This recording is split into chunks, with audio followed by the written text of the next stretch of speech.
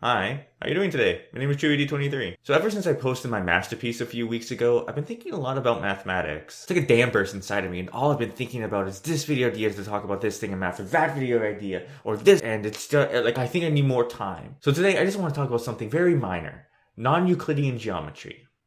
Yes, I am powered by screens. If you've never heard the term before, I can think of a place where you might have been exposed to it. Critical Role. For those of you who are unfamiliar with Critical Role, it's a broadcast D&D game involving several video game, anime, and cartoon voice actors. As part of the sponsorship deal in March, they did a single-session campaign involving the world of Doom Eternal. Now, Doom Eternal is this world filled with demons and spaceships where demons from another plane or dimension are coming into our world through Mars and are just attacking humanity on Earth. And it's all mayhem and chaos. It's a 2020 version of the old game from 1994. At one point, when setting up this world, the dungeon master Matthew Mercer describes the demon's architecture as non-Euclidean. If you view the term from that perspective, it sounds like an almost M.C. Escher, mankind cannot comprehend structure of geometry. And Matt's not alone in using non-Euclidean in this way. H.P. Lovecraft did the exact same thing in Call of Cthulhu. Now, I am an unabashed pedant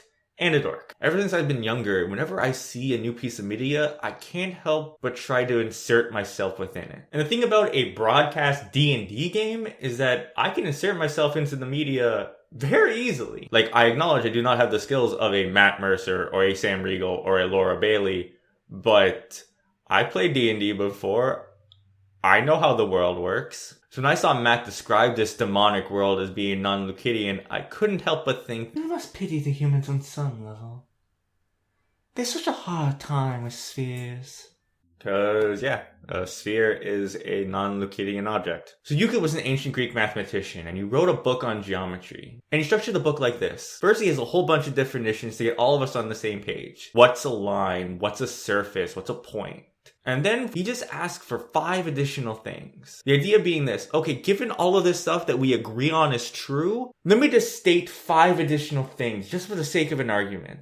The only issue with that approach is that the sphere breaks some of them. So Euclid states that if I have 3 lines and 2 of the lines intersect one at right angles, so I have a line like this and I have 2 other ones like that, these 2 lines will continue off into infinity. They'll never meet. With the wording implying if you have less than or greater than 90 degrees, these lines will meet.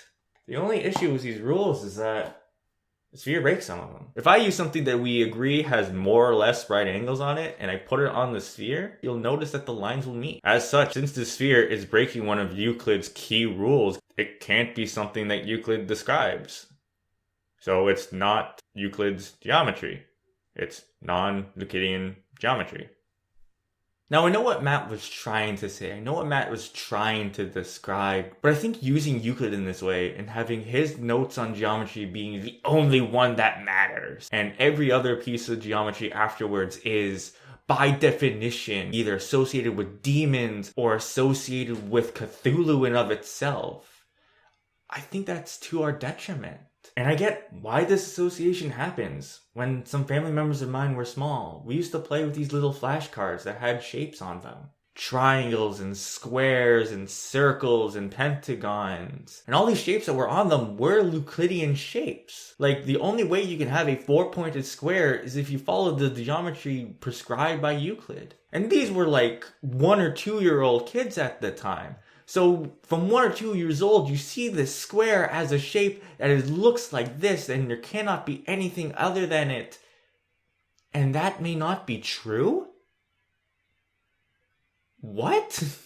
But squares with 3 or 5 corners do exist. And pi isn't always pi. And, well, parallel lines meet. When we deny these things, we're not denying our damnation.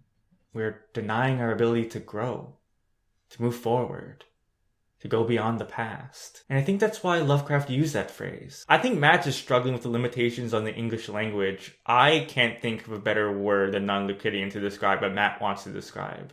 But I think Lovecraft is being deliberate. Non-Euclidean geometry was new at his time. It was cutting edge. It wasn't the past. H.P. Lovecraft was a hateful, spiteful, racist person. He would much rather believe that the earth is literally flat than attempt to learn otherwise. Ignorance, nostalgia, and youth are powerful forces.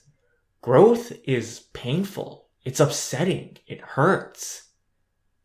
But it's necessary. It's necessary to move forward.